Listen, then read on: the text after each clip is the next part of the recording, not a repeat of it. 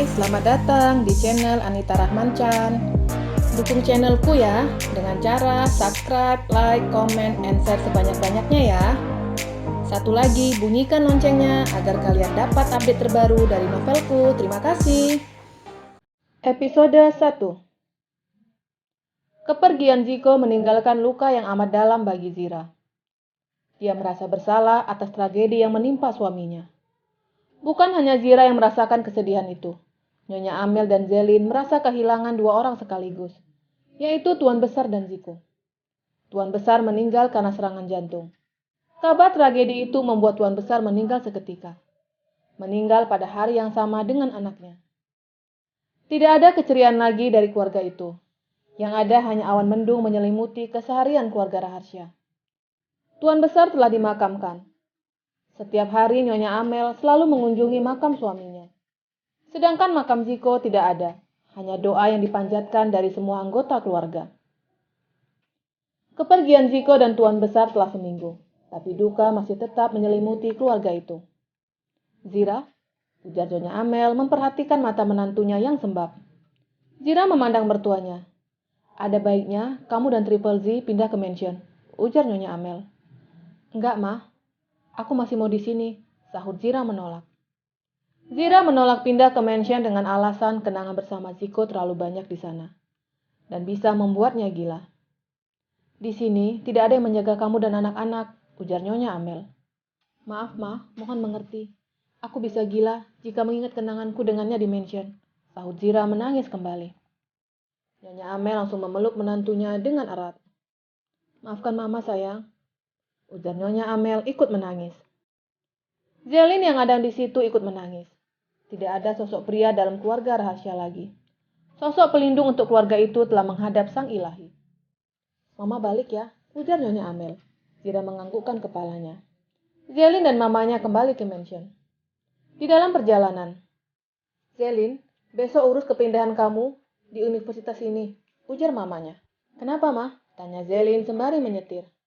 Mama trauma, sayang, sahut Nyonya Amel kembali menangis. Wanita parubaya itu tidak ingin anaknya naik pesawat, karena pesawat Ziko pergi, itu pikirnya. Kalau memang mau mama seperti itu, aku akan mengurus semuanya besok. Sahut Zelin memilih dekat dengan keluarganya dan meninggalkan kampusnya. Kevin dan Menik sering ke rumah Zira. Mereka selalu meluangkan waktu untuk bertemu dengan Zira dan ketiga anaknya. Nona, ujar Menik. Iya, sahut Zira yang baru saja melamun. Apa Nona sudah makan? Tanya Menik. Aku tidak selera makan, Nik, sahutnya. Nona ada sakit, Ma. Tidak baik kalau menunda makan, timpal Kevin. Aku sehat, sahutnya lebih banyak melamun. Nona, jangan seperti ini, kasihan anak-anak, ujar Kevin. Zira menatap Kevin. Aku masih belum percaya suamiku meninggal, Vin, teriaknya. Jika aku melihat jasadnya, aku akan mengikhlaskannya. Tapi jasadnya tidak ada, Vin, teriak Zira menangis. Menik langsung memeluk Zira. Tenang, Nona, ujar Menik. Nona, jangan seperti itu. Kasihan Tuan Ziko. Nona harus mengikhlaskan semuanya, ujar Kevin. Ini sudah seminggu, tapi tidak ada berita kabar jasad Tuan Ziko. Kevin ingin Zira bangkit dan mengikhlaskan semuanya. Aku tanya sama kamu, kalau kenyataan suamiku masih hidup bagaimana? Tanya Zira. Sebaiknya Nona istirahat, ujar Menik memberikan kode ke suaminya untuk tidak mengungkit kematian Ziko. Menik membawa Zira ke kamar. Nona istirahat ya, ujar Menik sembari menyelimuti Zira. Nik, Zira memegang tangan Menik. Kamu percaya kalau suamiku masih hidup? Tanyanya. Iya, saya percaya, sahut Menik cepat. Padahal kenyataannya dia percaya kalau Ziko telah meninggal. Tapi dia mengiyakan ucapan Zira agar Zira tenang, itu pikirnya. Menik meninggalkan Zira di kamar. Dia dan suaminya kembali ke rumah. Ada baiknya untuk tidak mengungkit kematian almarhum Tuan Ziko, ujar Menik. Iya, kamu benar. Tapi aku ingin Nona Zira bangkit dari keterpurukan ini, sahut Kevin. Kasihan anaknya, dan jika terus seperti ini akan berdampak pada kesehatannya. Iya, aku mengerti, tapi ada baiknya jangan ungkit apapun dulu. Biarkan Nona Zira bangkit dengan sendirinya, sahut Menik. Zira tidak bisa berbaring. Dia terus memikirkan cara untuk melihat bangkai pesawat yang membawa suaminya. Zira menghubungi orang-orangnya untuk mencari suaminya. Pagi menjelang, Zira telah menyiapkan segala sesuatu yang akan dibawanya. Dia menyalakan mesin mobil dan dari depan Kevin melihat Zira. Dia langsung buru-buru menghampiri Zira. "Nona mau kemana?" tanya Kevin. "Ada sesuatu yang harus aku kerjakan," sahutnya. "Saya ikut," ujar Kevin sembari masuk ke mobil Zira. "Kamu tidak boleh ikut. Meni sedang hamil tua, dia membutuhkan kamu di dekatnya," ujar Zira melarang. "Katakan kepada saya kemana Nona akan pergi. Maka saya akan keluar dari mobil," ujarnya. Zira menghela nafasnya secara kasar. Dia tahu yang dikatakannya tidak akan disetujui Kevin. "Aku akan ke bandara untuk menanyakan jalur mana yang dilewati pesawat suamiku," jelas Zira. Kevin menggelengkan kepalanya. "Setelah mengetahui semuanya, Nona akan ke sana," tebak Kevin. "Iya," sahut Zira singkat. "Saya tidak setuju. Kalau Nona mau ke bandara, silahkan. Tapi untuk pergi mencari Tuan Ziko, mohon maaf, saya akan menentang," ujar Kevin tegas. Kevin menentang dengan alasan dia tidak ingin pekerjaan Zira sia-sia, karena mencari jasad seseorang tidak segampang membalikan telapak tangan. Dan waktunya Zira akan habis di sana, dan ketiga anaknya akan terlantar tanpa kasih sayang ibunya. "Tapi, kalau Nona ingin ke bandara, silahkan, tapi jangan ikut mencari. Serahkan kepada orang lain. Kasihan anak-anak, Nona," ujarnya. Zira memikirkan dan mempertimbangkan semua ucapan Kevin. "Baiklah, aku mengerti," sahut Zira. Kevin keluar dari mobil. Zira melajukan mobilnya ke bandara.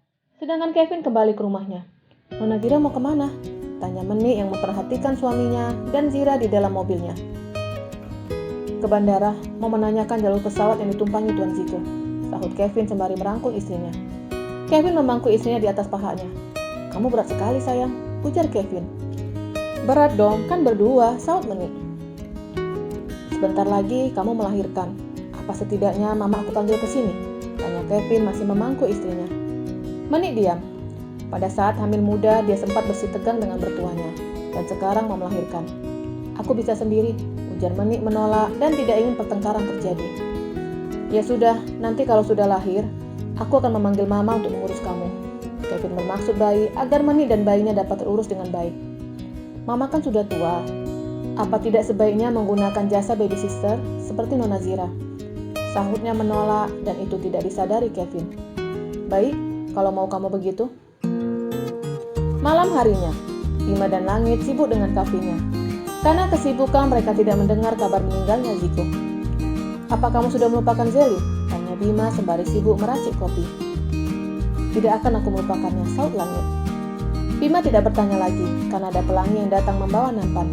"Kak, itu teman kakak," tanya pelangi sembari menunjuk ke arah meja yang ada di luar kafe. Langit dan Bima menoleh. "Oh, itu sekretaris Pak Zidan," sahut Langit. "Nggak disapa?" tanya pelangi. "Nggak usah, tiap hari juga ketemu," sahut Langit yang sibuk dengan kegiatannya. Kafe mereka semakin malam semakin ramai. Pelangi harus warawiri mengantarkan pesanan ke pengunjung. "Kak, kita tambah pelayan ya," ujar pelangi kewalahan. "Jangan manja," sahut Langit sembari menggerakkan kepalanya ke adiknya memberi kode untuk segera menghampiri pengunjung yang baru datang. "Mau pesan apa?" tanya pelangi sembari membaca name tag yang ada di baju pria itu. "Aldo," pelangi membaca nama itu. "Perawat ya?" tanya pelangi. "Kok tahu?" sahut Aldo. "Bajunya, dan itu namanya," sahut pelangi sembari menunjuk name tag yang masih terpasang di baju pria itu. "Bapak kamu pelaut ya?" tanya Aldo. "Enggak, Popa yang pelaut," sahut pelangi lucu. "Hahaha, bercanda. Aku pesan espresso," ujar Aldo. Pelangi mencatat pesanan itu. "Ada yang lain?" tanyanya. "Pesan kamu jadi istriku mau?" tanya Aldo dan pelangi tertawa. "Kamu lucu," sahut pelangi. "Kamu cantik," ujar Aldo. "Mau pesan roti?" "Kami menyediakan banyak macam roti, dan aku yang buat," ujar pelangi mempromosikan dagangannya. "Wow, pasti buatnya pakai cinta," Aldo mulai menggombal. Dan dari jauh Bima memperhatikan pelangi yang asyik tertawa dengan pria lain. "Siapa itu?" tanya Bima ke Langit. Langit melihat arah dimaksud temannya. "Nggak tahu," sahut Langit sembari fokus dan meracik kopi. "Kenapa mereka terlihat akrab?" tanya Bima penasaran. "Tanya saja sendiri ke Pelangi," sahut Langit. Pelangi membawa pesanan pengunjung ke depan Bima dan kakaknya. Pelangi terus menyunggingkan senyuman di bibirnya membuat Bima penasaran. "Apa dia teman kamu?" tanya Bima.